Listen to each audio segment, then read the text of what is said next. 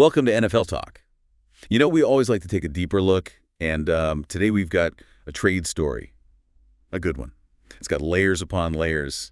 We're going to break down the Brian Burns trade, how he ended up with the Giants, all the ripple effects. It's really fascinating, isn't it? I'm Olivia, by the way. I'm Liam Baum. And yeah, it's more than just a player swap, right? This was like a strategic chess match. It's a window into how these teams operate their long-term thinking. All these high-stakes decisions that can make or break a season. Exactly. So let's rewind all the way back to February at the Senior Bowl. Giants GM Panthers GM Dan Morgan, they're both there. And they start joking about a trade for Burns. Just a casual conversation. You know what's interesting about that? Right. These guys, they have history. They work together in Buffalo.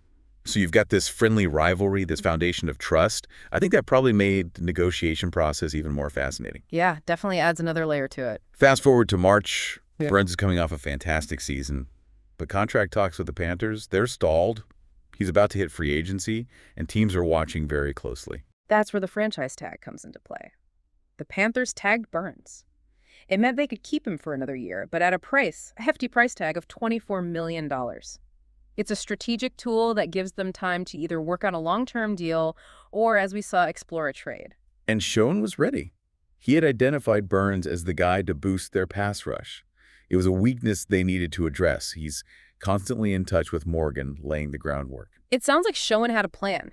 He knew Burns was his top target, but he was also considering other options just in case Christian Wilkins, a defensive lineman, was part of that plan. Be smart to have a backup in this league. Always got to have a backup. Now picture the week leading up to the trade deadline. The pressure is immense. Schoen's on the phone, constantly texts flying back and forth, working till 2:30 in the morning. Other potential targets are signing elsewhere. The clock is ticking.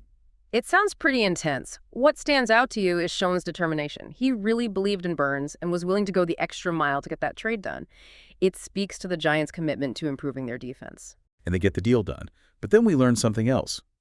2 years prior, the Rams had offered 2 first-round picks for Burns, and the Panthers said no. 2 first-round picks? That's a huge offer. What happened? Well, the NFL landscape shifts constantly. Right. Back then, the Panthers had a different GM.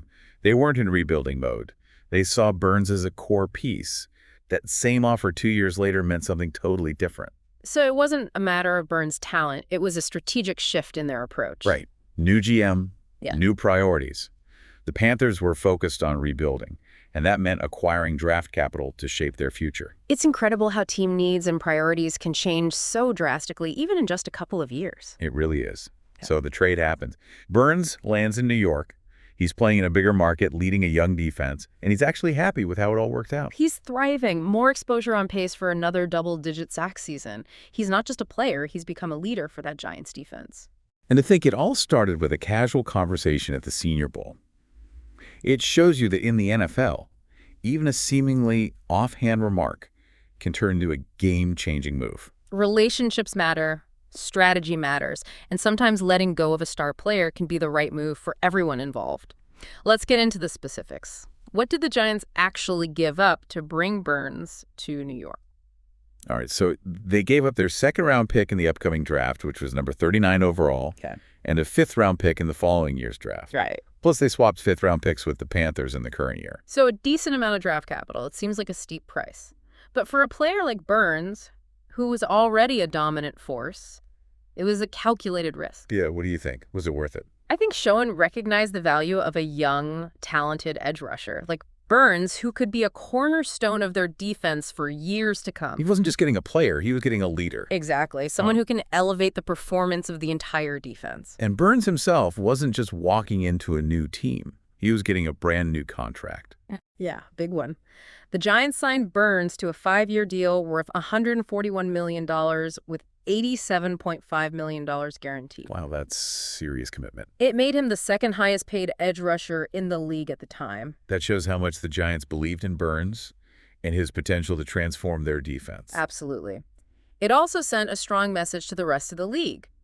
The Giants are serious contenders, and they're not afraid to make bold moves to build a championship-caliber team. It's interesting, though, because if we go back 2 years, the Rams were reportedly willing to give up 2 first-round picks for Burns, and the Panthers said no. 2 first-round picks? That's a lot to give up. Why would they say no to that? Well, a lot can change in 2 years in the NFL. Back then, the Panthers had a different general manager, Scott Fitterer. And they weren't Yeah. in a rebuilding phase. So they saw Burns as a key piece of their future? Exactly. They weren't ready to let him go, even for a king's ransom. 2 first-round picks are a huge haul. But things change, new general manager, new priorities, new strategy. The Panthers were looking to the future. Acquiring draft capital became more important than holding on to a star player, even one as talented as Burns. So it wasn't personal, it was just business. Absolutely. Hmm. And sometimes teams have to make tough decisions. In this case, the Panthers decided that building through the draft was the best path forward. It seems like Burns understood that. He wasn't bitter about the trade. Right, he saw it as a new opportunity. A chance to prove himself in a bigger market, playing in more primetime games and leading a young defense. He's thriving in New York.